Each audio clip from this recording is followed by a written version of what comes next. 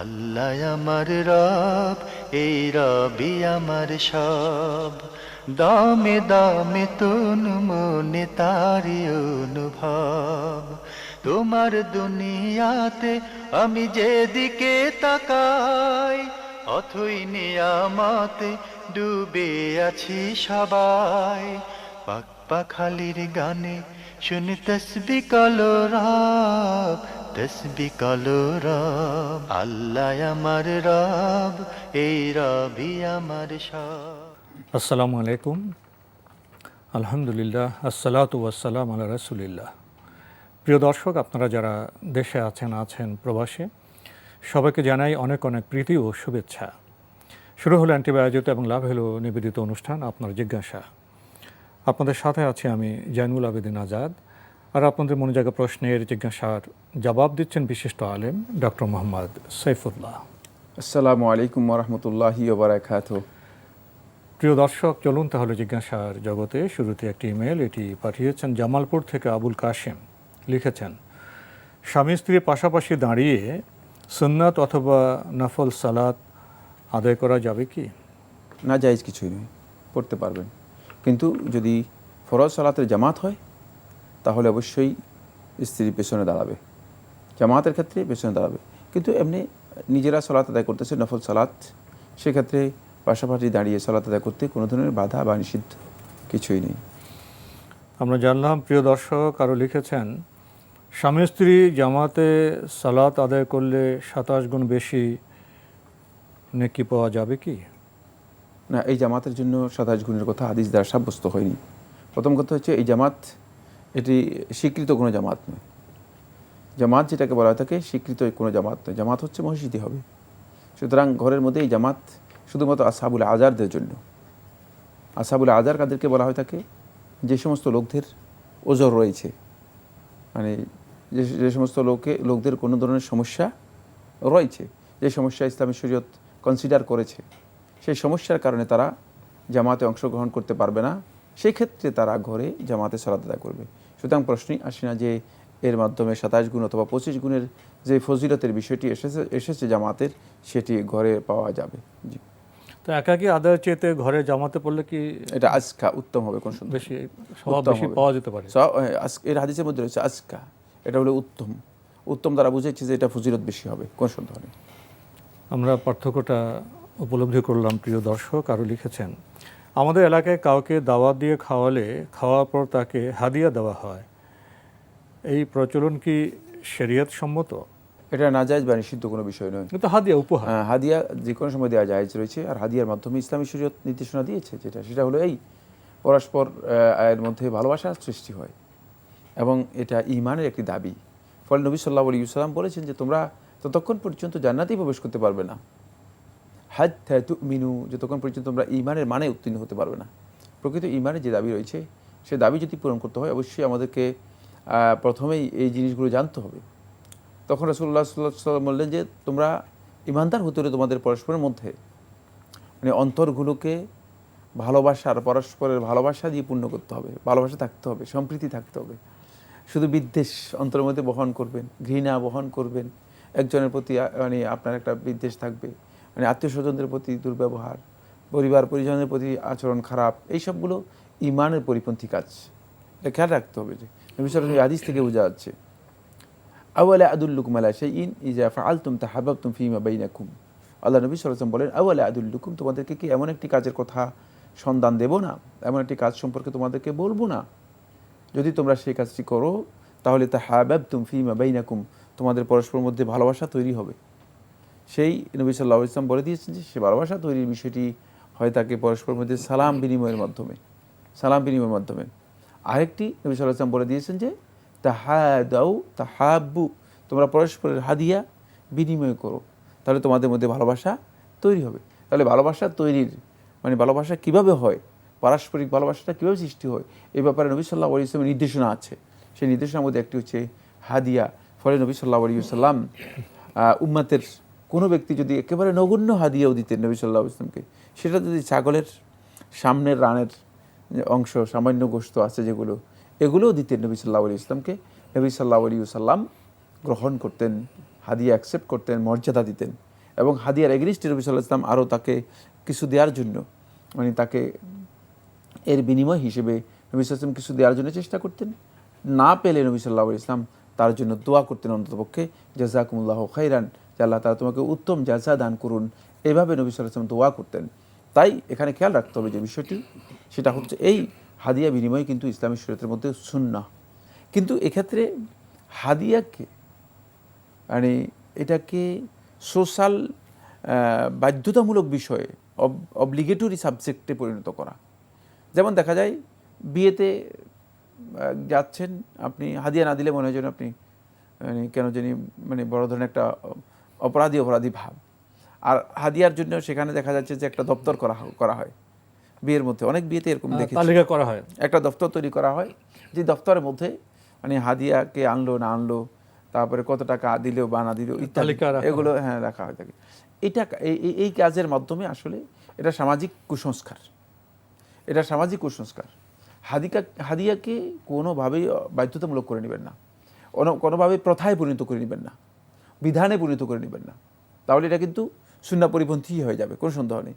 কারণ আপনি বিধানে পরিণত করে নিলে তাহলে যারা হাদিয়া দিতে পারবে না, ওটা হাদিয়া থাকবে না, আর হাদিয়া বাধ্যতামূলক হয়ে যাবে।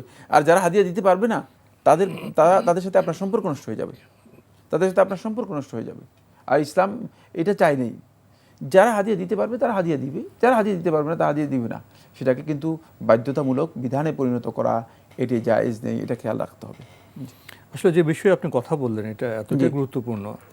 আপনার বক্তব্য থেকে আমরা কয়েকটি বিষয় উপলব্ধি করলাম। একটা হলো ইসলামে হাদিয়ার উপহারে যে প্রচলন, এতে উৎসাহিত করেছে, এটা একটা স্বাভাবিক ব্যাপার, এটা কোনো বাধ্যতামূলক নয়।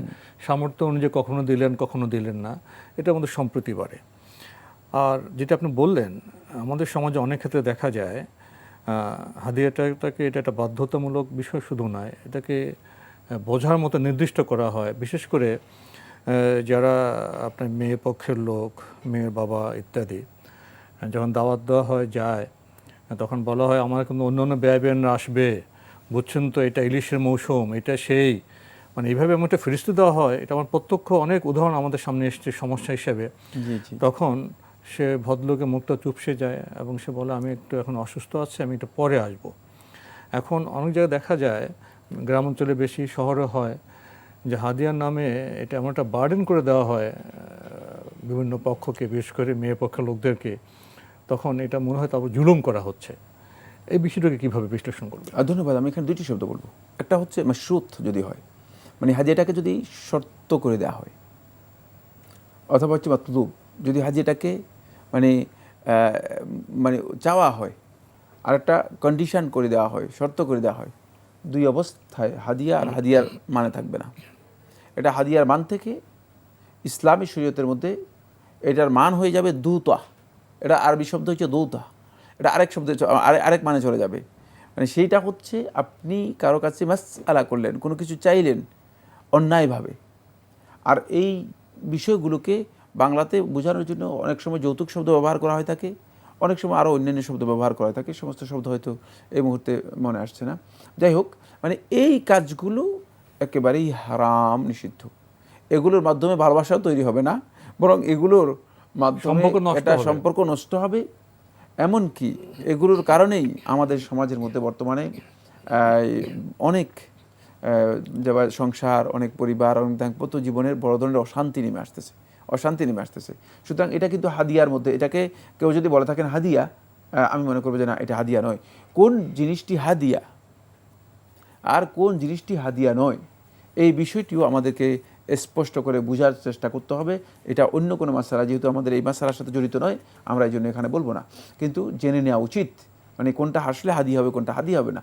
আপনি মানে যেই পদ্ধতিতে আপনি জিনিসটা গ্রহণ করেছেন, সেই পদ্ধতিটা হাদিয়ার পদ্ধতি নয়। হাদিয়ার পদ্ধতি হচ্ছে কোনো ব্যক্তি একেবারেই অন্তরে প্রশান্তির সাথে, মানে তিনি আন্তরিকতা নিয়ে আপনাকে একটা জিনিস উপহার দিলেন, তার সামর্থ্য অনুযায়ী। এটা হচ্ছে হাদিয়ার প্রকৃতি, যেখানে কোনো ধরনের শর্ত নেই, যেখানে কোনো ধরনের চাহিদা বা ডিমান্ড দেখানো হয়নি।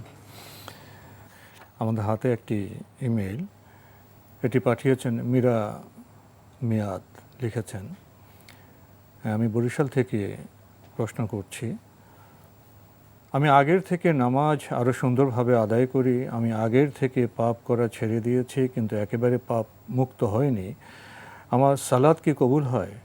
কারণ সালাত তো মানুষকে খারাপ কাজ থেকে বিরত রাখে। ধন্যবাদ এই ভাইকে। আপনি প্রশ্ন করেছেন যে আমি আগের থেকে সালাত নিয়মিত করেছি, আগের থেকে অন্যান্য ইবাদতের ক্ষেত্রেও নিয়মিত করেছি, কিন্তু মাঝে মধ্যে একেবারে এখনো পাপমুক্ত হতে পরিপূর্ণ পারেনি। পাপমুক্ত হতে পারেনি, আমার সালাত কবুল হয় কিনা। আপনি যদি সালাতের বিধানগুলো সত্যিকারভাবে আদায় করে থাকেন, আপনার সালাত অবশ্যই কবুল হবে।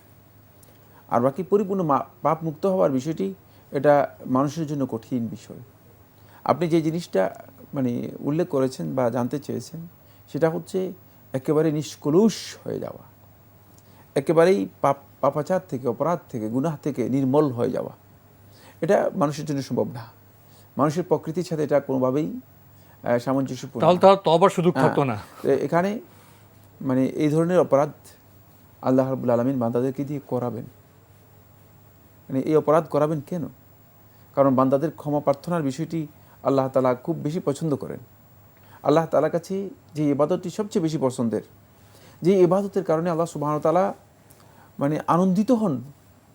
রাসূলুল্লাহ সাল্লাল্লাহু আলাইহি ওয়াসাল্লাম সহিহ হাদিসের মধ্যে বলেছেন, সহিহ মুসলিমের রাওয়ায়াতের মধ্যে রয়েছে, আল্লাহু আশাদ্দু ফারহান, আল্লাহ তাআলা অনেক বেশি খুশি হন, অনেক বেশি আনন্দিত হন যে কাজের মধ্যে বেতওবাতি আবদে, বান্দার তওবার মাধ্যমে।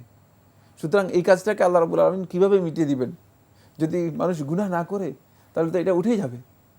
আল্লাহ রাব্বুল আলামিন আনন্দের বিষয় যে বান্দা গুনাহ করে আবার বলবে যে হ্যাঁ আমার রব আছেন, ইন্নালি রব্বান ইয়াগফিরুদ দুনুব, আমার একজন রব রয়েছেন, আমার একজন অভিভাবক, প্রতিপালক রয়েছেন, যিনি গুনাহসমূহ ক্ষমা করে দেন।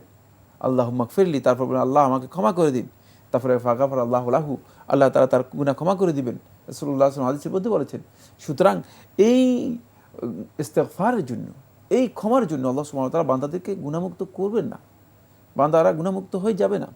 কিন্তু বান্দা যদি এটা উপলব্ধি করতে পারে যে তার গুনাহ হয়ে গেছে, সাথে সাথেই সে কী করবে? আল্লাহ তাআলার কাছে প্রত্যাবর্তন করবে, ইস্তেগফার করবে। এটাই হচ্ছে বিধান। যদি আপনি এটা করতে পারেন তাহলে বোঝা যাচ্ছে যে আপনার সলাতও কবুল হচ্ছে, আপনার ঈমানও মজবুত হচ্ছে। আর যদি এটা করতে না পারেন, গুনাহ করতেছেন, খুব ভালো করে খেয়াল করুন, জিনিসটি খুবই সূক্ষ্ম কথা বলছি, খুবই সূক্ষ্ম বিষয় বলছি। সেটা হচ্ছে যদি আপনি গুনাহ করার পরে যদি আপনি এটা করতে পারেন না পারেন, ইস্তেগফারও করতে না পারেন, তওবাও করতে না পারেন, বরং দেখা যাচ্ছে যে মানে গুনার প্রতি আপনার আরও কিছু অনুরাগ বৃদ্ধি পাচ্ছে বা গুনাহ আরও করতেছেন, তাহলে বুঝতে হবে যে ইবাদতের মধ্যে ঘাটতি রয়েছে, ইবাদত কবুল হচ্ছে কিনা এটি সন্দেহজনক। আবার ইবাদতকে কী করতে হবে? রিভিউ করতে হবে, ইবাদতকে আবার পরিচর্যা করে মূল্যায়ন করতে হবে, সংশোধন করতে হবে। আপনি কথার মধ্যে একটি কথা বলে ফেলেছেন, আমাদের দর্শকরা হয়তো ভুল বুঝতে পারে। সেটা হলো যে আল্লাহ মানুষকে দিয়ে পাপ করাবেন। তো আসলে তো পাপ তো মানুষই করে, তো আল্লাহ তো যে যেদিকে দিচ্ছে সেদিকে যাওয়ার সুযোগ করে দিবেন। তো আল্লাহ তো আসলে ইচ্ছে করে তো পাপ করাবেন না, মানুষ পাপ করবে না, ওইটাই ওইটাই ওইটাই আল্লাহ তাআলা করাবেন বলতে ওইটাই, আল্লাহ সুবহানাহু ওয়া মন তাআলা যেদিকে যাবে সেদিকে যাওয়ার সন্তুষ্টির মাধ্যমে করাবেন, ব্যাপারটি এমন নয়। তবে আল্লাহ তাআলা করান, প্রত্যেকটি কাজই তো আল্লাহ তাআলার কাছে উনি যেদিকে যাবে সেদিকে সামর্থ্য তো উনি জি, দেন। জি। আমরা জানলাম বিষয়টি সম্পর্কে। প্রিয় দর্শক আরও লিখেছেন, যদি সকালবেলা নামাজ থেকে উঠতে দেরি হওয়ার কারণে নামাজ কাজা হয় আর আমি যদি সেই কাজা নামাজ না পড়ি, তাহলে কি আমি কাফের হয়ে যাব? এই কাজটি কুফরি হবে। কাফের হয়ে যাওয়া আর কুফরি দুইয়ের মধ্যে বিশাল পার্থক্য রয়েছে, কোনো সন্দেহ নেই যে আপনার এই কাজটি কুফরি। জি, আমরা জানলাম বিষয়টি সম্পর্কে। আরও প্রশ্ন করেছেন, আমি নাস্তিকদের বিভিন্ন প্রশ্ন শুনে কখনো কখনো বিভ্রান্ত হই, যেমন আল্লাহ তাআলা কি তার থেকে শক্তিশালী বস্তু বানাতে পারেন না? আল্লাহ কি মানুষের উপর জুলুম করতে পারেন না? ইত্যাদি ইত্যাদি। এসব অদ্ভুত প্রশ্ন শুনে আমার ঈমান দুর্বল হয়ে যায়। এখন কি করণীয়? এখন আপনি যেহেতু ঈমান দুর্বল, সেক্ষেত্রে আপনি নাস্তিকদের বক্তব্য শুনতে যাবেন না। যখনই আল্লাহ সুবহানাহু ওয়া তাআলার সম্পর্কে কুফরি কোনো বক্তব্য আসবে, তখন ফালা তাকউদু মাআহুম হাত্তা ইয়াখুদু ফি হাদিসিন গায়রিহি। আল্লাহ রাব্বুল আলামিন কোরআনের মধ্যে স্পষ্ট করে বলে দিয়েছে, ফালা তাকউদু মাআহুম, তাদের সাথে বসবেই না, তাদের বক্তব্য শুনবেনই না। তাদের বক্তব্য দেখলে কোথাও বক্তব্য হচ্ছে, কোথাও আলোচনা হচ্ছে, যত পারেন দূরে সরে যাবেন, যত পারেন দূরে সরে যাবেন। তাদের যে সমস্ত ফেসবুক আইডি আছে, টুইটার আছে, অথবা সামাজিক সোশ্যাল মিডিয়াগুলো আছে সবগুলোকে একেবারে ডিলিট করে দিবেন, নিজের এদের কোনো ধরনের আইডির সাথে সম্পর্ক রাখবেন না, যেহেতু আপনার ইমানি দুর্বলতা রয়েছে। সুতরাং আপনি এই কাজটি করবেন না, তাহলে আপনি এগুলো থেকে বেঁচে যাবেন। আর নাস্তিকদের এই ধরনের প্রশ্ন কারণ হচ্ছে নাস্তিকরা নির্বোধ, এই জন্য এই প্রশ্ন করে থাকেন। কারণ আল্লাহ সুবহানাহু ওয়া তাআলার ক্ষমতার কাছে মানে এর চেয়ে শক্তিশালী ক্ষমতার প্রশ্নই আসে না, কারণ এর চেয়ে শক্তিশালী নেই তো। যদি মানে এটাকে মানে এই পাওয়ার হচ্ছে এমন পাওয়ার যেটি মানে সর্বোচ্চ পাওয়ার, এর উপর আর পাওয়ার নেই, প্রশ্নই আসে না যে তিনি এর উপর পাওয়ার কল্পনাই করার বিষয় নেই। আল্লাহ রাব্বুল আলামিনের পাওয়ারের চেয়ে আর কোনো পাওয়ার নেই। সুতরাং এই কথা বলার অবকাশই নেই যে তার চেয়ে শক্তিশালী কাউকে সৃষ্টি করবেন কিনা, প্রশ্নই আসে না, কেন সৃষ্টি করবেন? এটা তো সেই পাওয়ার নয়, পাওয়ার তো পরিপূর্ণ নিরঙ্কুশ পাওয়ার আল্লাহ সুবহানাহু ওয়া তাআলার। সুতরাং এখানে আর কোনো পাওয়ারের সুযোগ নেই, আর কোনো পাওয়ার এড করার সুযোগ নেই। এটা মূর্খতার প্রশ্ন, নির্বোধের প্রশ্ন। আর জুলুম কেন করবেন আল্লাহ সুবহানাহু ওয়া তাআলা? জুলুম তো করে থাকে ওই সমস্ত ব্যক্তিগণ যারা কারো কাছে কারো প্রয়োজন রয়েছে, কারো কাছ থেকে কিছু নেওয়ার প্রয়োজন রয়েছে, কিন্তু আল্লাহ রাব্বুল আলামিন তো বিনিয়াজ, নেওয়ার কোনো প্রয়োজনই নেই, সব জিনিসই তো তার কর্তৃত্বের মধ্যে। সুতরাং এই নির্বোধের প্রশ্ন যেহেতু যদি আপনার অন্তরের মধ্যে এই ধরনের কোনো দুর্বলতা তৈরি করে, তাহলে আপনি যত দ্রুত এগুলো থেকে মানে একেবারে নিজেকে একেবারে মানে দূরে সরিয়ে নিয়ে যাবেন, কাছেই যাবেন না, শুনবেনই না এই সমস্ত বক্তব্য। জি, আমরা জানলাম বিষয়টি সম্পর্কে। প্রিয় দর্শক আরও লিখেছেন, জান্নাতে কি আমি আমার পোষা বিড়াল নিয়ে থাকতে পারবো? যান আগে জান্নাতে, তারপরে পোষা বিড়ালের বিষয়টি চিন্তা করুন।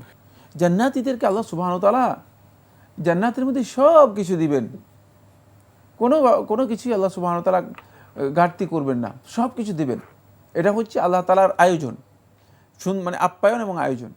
এরপর আল্লাহ তাআলা বলতেছেন শুধু যে দিবেন যেগুলো সেগুলো না, মানে তাদের অন্তরের মধ্যে যা আছে সব তো দিবেনই। তারপরে যদি কোনো কারণে তারা মানে কোনো দিন মনের মধ্যে এ ধরনের কোনো কিছু উদ্রেক হয় যে যদি এরকম কিছু পেতাম, সেটাও আল্লাহ সুবহানাহু ওয়া তাআলা জান্নাতের মধ্যে দেবেন। তো প্রশ্নই আসে না আপনি এই ধরনের একটা প্রশ্ন, জান্নাতি ব্যক্তিরা এই ধরনের প্রশ্ন করবে না। এটা হচ্ছে এখানে না বুঝার কারণে। মৌলিক বিষয় আপনার সামনে পেশ করতে জান্নাতে চাই। যাওয়ার চেষ্টা করুন, ইনশাআল্লাহ দেখবেন যে সবই পেয়ে যাবেন। আমাদের দর্শক যে প্রশ্নটি লিখলেন, উনি পৃথিবীতে বসে প্রশ্নটি লিখছেন তো, এবং তিনি মানুষ হিসেবে জান্নাতীদের বৈশিষ্ট্য জানা নেই তো এই জন্য প্রশ্ন তো করেছেন, কিন্তু যখন জান্নাতে যাবেন তখন উনি এই তিনি থাকবেন না, তার রুচি অভিরুচি আকাঙ্ক্ষা কি এরকম এই বৈষয়িক পৃথিবীর এই সীমাবদ্ধতা থাকবে? পুরো পরিপূর্ণ চেঞ্জ হয়ে যাবে। তো আসলে আমরা অনেক কিছুই প্রশ্ন করি এই পৃথিবীর অভিজ্ঞতায়। জান্নাত সম্পর্কে আমাদের যদি কিছুটা জানা থাকতো, জান্নাতের বৈশিষ্ট্যগুলো আমাদের মধ্যে থাকতো, তাহলে বোধহয় আমরা অন্যরকম প্রশ্ন করতাম। যাক, প্রিয় দর্শক, আপনি সবশেষে লিখেছেন, আমরা অনেক বিদেশি চলচ্চিত্র দেখি, সেখানে দেখানো হয় বিভিন্ন ধরনের চরিত্র যাদের বিশেষ বিশেষ ক্ষমতা আছে, যেমন সুপারম্যান, ব্যাটম্যান ইত্যাদি। কখনো কখনো দেখানো হয় এদের এমন ক্ষমতা আছে যাতে আল্লাহর সঙ্গে শিরক হয়। এগুলি যদি আমি দেখি মজা পাই, তাহলে কি আমি মুশরিক হয়ে যাব? প্রথম কথা হচ্ছে এগুলো দেখবেন না, আপনি আগে জিজ্ঞেস করবেন যে এগুলো দেখা যায় যাচ্ছে কিনা। মানে আপনি এগুলো দেখতেছেন, আপনি মনে করতেছেন যে মানে এগুলো দেখা যায়, কিন্তু মুশরিক হয়ে যাবেন কিনা এই মাসালা বলেন। হ্যাঁ, যদি আপনি এগুলো দেখেন আপনি মুশরিক হয়ে যাবেন, কারণ হচ্ছে আপনার মধ্যে আসলে এগুলো দেখার বিধানই তো জানা নেই, এগুলো দেখবেনই না, এগুলো দ্বারা কাছেও যাবেন না, যেহেতু মানে আপনি মানে আশঙ্কা রয়েছে শিরকের মধ্যে পতিত হয়ে যাওয়ার। সুতরাং এটা আপনাকে অন্তপক্ষে ছোট শিরকের দিকে নিয়ে যাবে, কোনো সন্দেহ নেই। কারণ আপনি নাটক আর বাস্তবতা এই দুইয়ের মধ্যে পার্থক্য করতে পারেন নাই। এই মাসালা কিন্তু ওনার জন্য দিচ্ছি, সকলের জন্য নয়। মানে কিছু লোক আছে নাটক আর সিনেমা এগুলোর মধ্যে পার্থক্য বুঝে যে সিনেমাতে যা কিছু হচ্ছে এগুলো সব মিথ্যা, জাস্ট মানুষদেরকে বিনোদন দেওয়ার জন্য কল্পনা। হ্যাঁ, কিন্তু উনি এটাকে নিয়ে আসছেন, এটা হচ্ছে বাস্তবতায় নিয়ে এসেছেন। দুইয়ের মধ্যে মাসালা কথা পার্থক্য, এগুলো ফ্যান্টাসি। এইসব তো জিনিস তো পরিচিত ফ্যান্টাসি, এগুলো বাস্তব নয়। এগুলো পরিচয় হলেও এগুলো অবাস্তব, কিন্তু এই লোক ওটাই বুঝেন নাই। ফলে এই জন্য আপনি যদি এগুলো দেখেন আপনি শিরকে লিপ্ত হয়ে যাবেন। এই জন্য আপনার জন্য এটি হারাম দেখাও হারাম, এবং এটি দেখলে আপনি শিরকে লিপ্ত হয়ে যাবেন, কোনো সন্দেহ নেই। কিন্তু যাদের এই বিভ্রান্তি নেই তাদের জন্য এটা শিরক হবে না। তবে এই ধরনের জিনিস দেখা হারাম কোনো সন্দেহ নেই। সময় অপচয় হচ্ছে কিনা সেটা তো আমাদের দেখতে সময় হবে। তো প্রচুর অপচয় করছেন। জি, প্রিয় দর্শক, আমরা দেখছিলাম অ্যান্টিবায়োটিক এবং লাভ হলো নিবেদিত অনুষ্ঠান। আপনার জিজ্ঞাসা আমাদের অনুষ্ঠান আপনারা এনটিভি অনলাইনেও দেখতে পারবেন। ভিজিট করুন www.ntvbd.com। এছাড়া ইউটিউবে এবং আমাদের ভেরিফাইড ফেসবুক পেজে অনুষ্ঠান দেখতে পারবেন। সবশেষে এসে আমরা চলচ্চিত্র প্রসঙ্গে প্রশ্ন পেলাম। আমাদের শায়েখ কিছু বর্ণনা করেছেন। গুরুত্বপূর্ণ বিষয় হলো আমরা যে সময় খরচ করছি এর কোনো হিসাব দিতে হবে কি? আমরা কি আমাদের মৌলিক কাজগুলো, ফরজ কাজগুলো করছি? সময়ের ব্যয়ের ক্ষেত্রে আমাদের আরও সচেতন হতে হবে, যেহেতু সময় ব্যয় সম্পর্কে আমাদের প্রশ্ন করা হবে। তো আজকে আমাদের এখানে শেষ করতে হচ্ছে। আপনাকে অনেক ধন্যবাদ। আপনাকে অশেষ ধন্যবাদ। চিঠি লিখুন, প্রশ্ন পাঠান আমাদের ঠিকানায়। পরিচালক আপনার জিজ্ঞাসা, এনটিভি, বিএসসি ভবন, 7ম তলা, 102 কাজী নজরুল ইসলাম এভিনিউ, কারওয়ান বাজার, ঢাকা 1215। আপনারা ইমেলও করতে পারেন। আমাদের ইমেল অ্যাড্রেস আপনার জিজ্ঞাসা @ntvbd.com। প্রিয় দর্শক, মহান আল্লাহ আমাদের সবাইকে নিরাপদে রাখুন, রাখুন শান্তিতে। আসসালামু আলাইকুম। আল্লাহ আমার রব, এই রবি আমার সব, দামে দামে তুন মনে তারি অনুভব। আল্লাহ আমার রব, এই রবি আমার সব।